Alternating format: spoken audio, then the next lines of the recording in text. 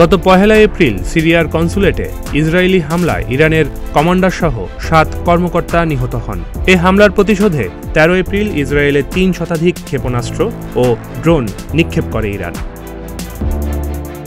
হামলা আর পাল্টা হামলার ঘটনায় চিরশত্রু দুই দেশ ইরান ও ইসরায়েলের মধ্যে চরম উত্তেজনা বিরাজ করে। দুই দেশের মধ্যে যুদ্ধ বেঁধে যায় কিনা এ নিয়ে চিন্তায় পড়ে যায় বিশ্ব নেতারা, কারণ দুই দেশেই সামরিক দিক থেকে বেশ শক্তিশালী। তবে শেষ পর্যন্ত দুই দেশ কোনো কঠিন পদক্ষেপ না নেয়ায় বর্তমানে মধ্যপ্রাচ্যে পরিস্থিতি কিছুটা শান্ত। তারপরও প্রতিনিয়ত হুমকি ধামকি দিয়েই আসছে ইরান ইসরায়েল। এবার পারমাণবিক নীতি পরিবর্তনের হুমকি দিল ইরান। ইসরায়েলের কারণে ইরানের অস্তিত্ব সংকটের মুখে পড়লে তেহরান তার পারমাণবিক নীতি পরিবর্তন করবে, এমনটাই বলছে দেশটির সর্বোচ্চ নেতা আয়াতুল্লাহ আলী খামেনির উপদেষ্টা কামাল খাররাজি। এ তথ্য নিশ্চিত করেছে আল জাজিরা।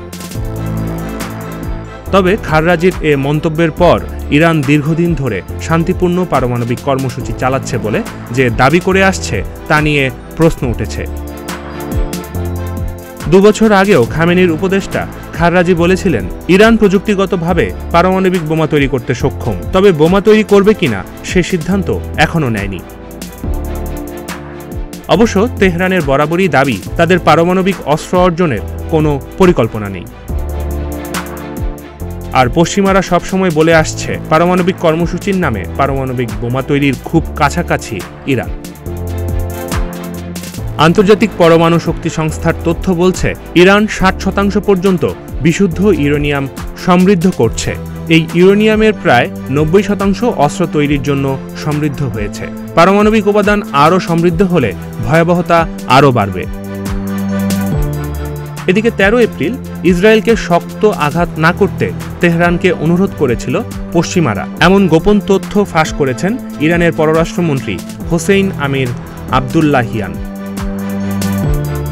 তিনি বলেন ইসরায়েল বিরোধী সামরিক অভিযানের আগে পশ্চিমারা অনুরোধ করেছিল যে যদি আপনারা ইসরায়েলি আগ্রাসনের জবাব দিতে চান তাহলে তা যেন শক্ত আঘাত না হয় এবং অপারেশনের তীব্রতা তুলনামূলক কম হয়।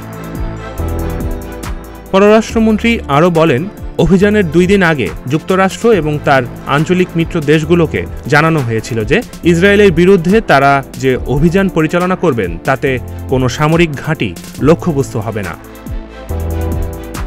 এছাড়া আমেরিকাকে দেওয়া নোটিশে ইরান সতর্ক করে বলেছিল যে যদি আমেরিকা ইরানের স্বার্থে আঘাত হানে তাহলে ইরান মধ্যপ্রাচ্য অঞ্চলের মার্কিন ঘাঁটি লক্ষ্য করে আঘাত করবে এবং তা হবে চূড়ান্ত পর্যায়ের আঘাত।